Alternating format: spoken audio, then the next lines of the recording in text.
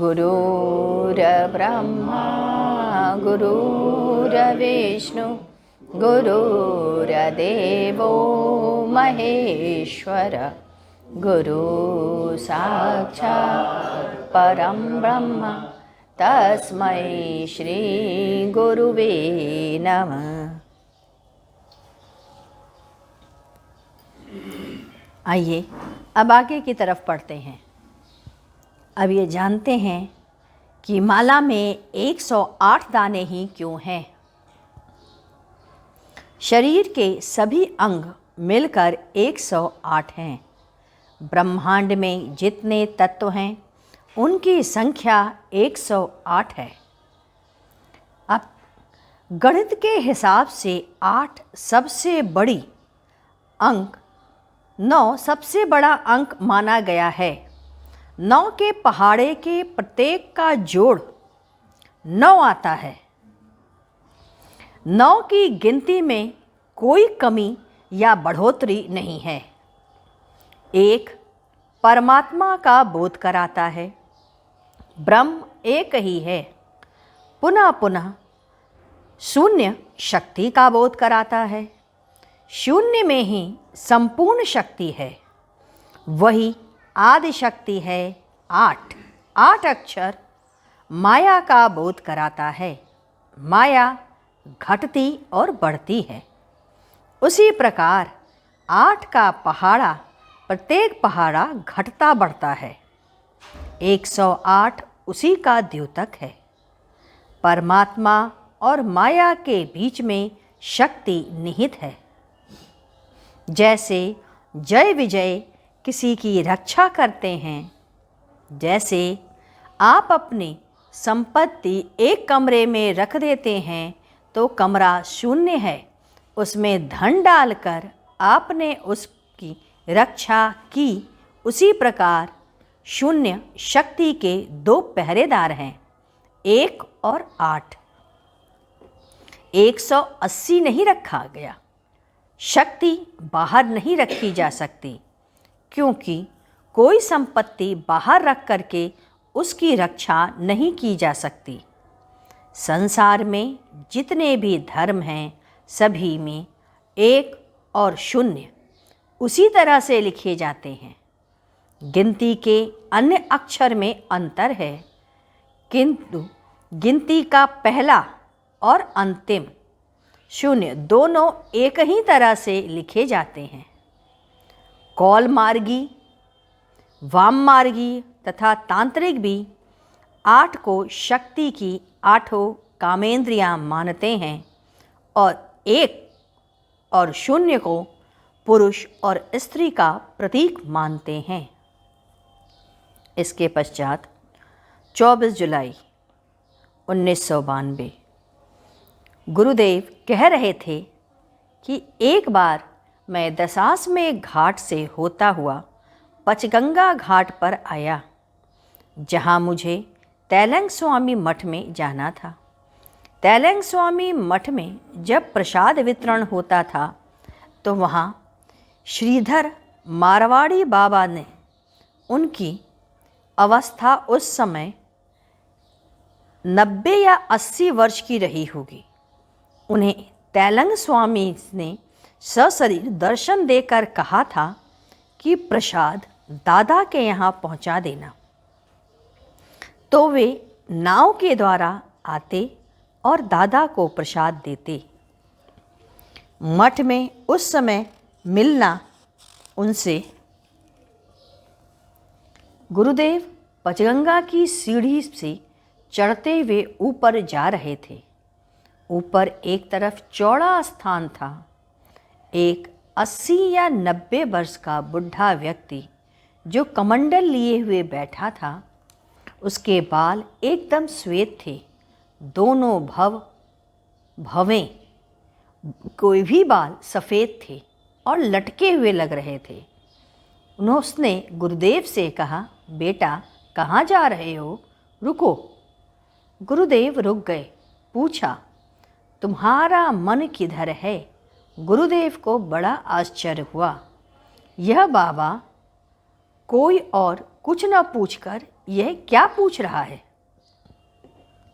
गुरुदेव ने उत्तर दिया, मन है ही नहीं तो क्या बताऊं? बाबा ने पूछा, शरीर कैसा चल रहा है? गुरुदेव ने कहा, प्राण से। उन्होंने कहा, प्राण कैसा है? गुरुदेव ने कहा, श्वास से। फिर उसने पूछा, श्वास कैसा है? तो उन्होंने कहा, वायु से। वायु कैसे है? तो उन्होंने कहा, परमात्मा से।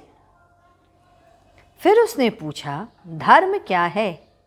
जो धर्म की रक्षा करे, धर्म उसकी रक्षा करता है, यही मनु का कहना है। तुमने मनुस्मृति पढ़ी है क्या? थोड़ा।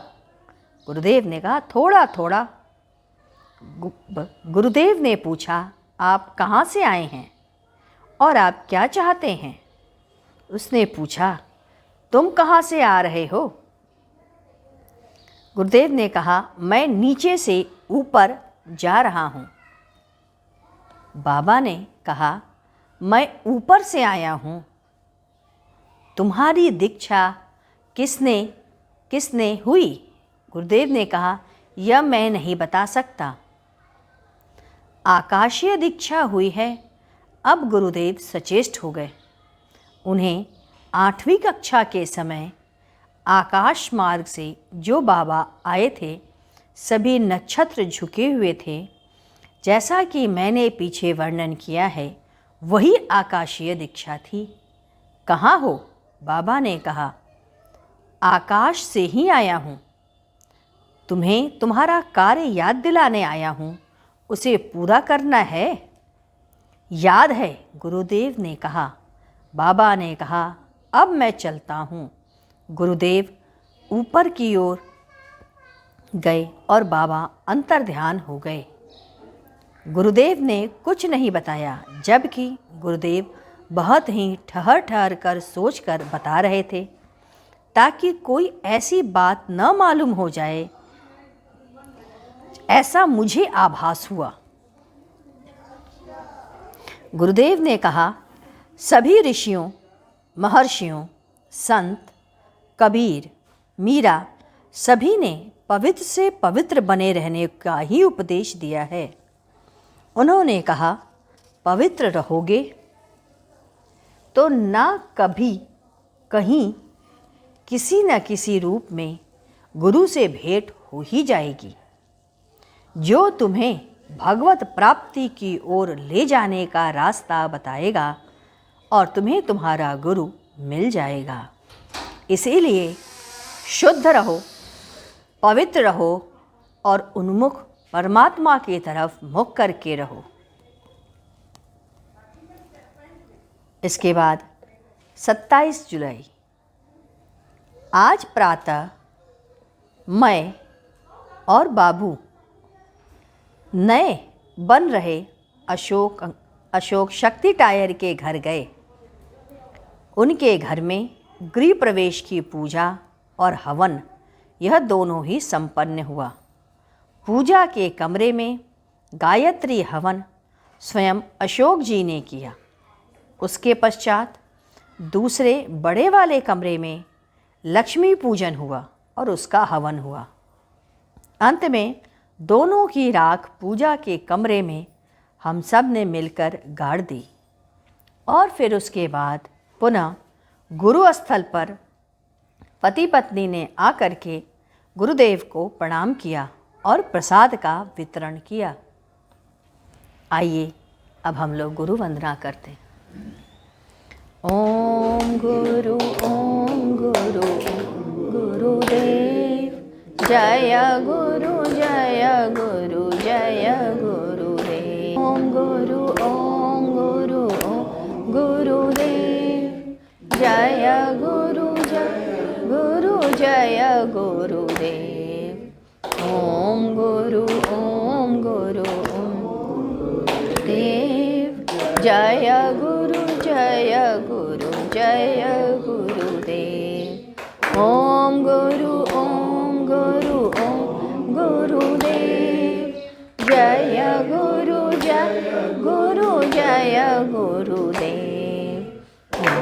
गुरु ओम गुरुदेव जय गुरु जय गुरु जय गुरुदेव ओम गुरु ओम गुरुदेव जय गुरु जय गुरुदेव।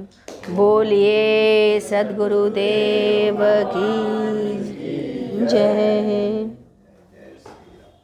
सद्गुरु तुम्हें शत शत नमन, सद्गुरु तुम्हें शत शत नमन, सद्गुरु तुम्हें शत शत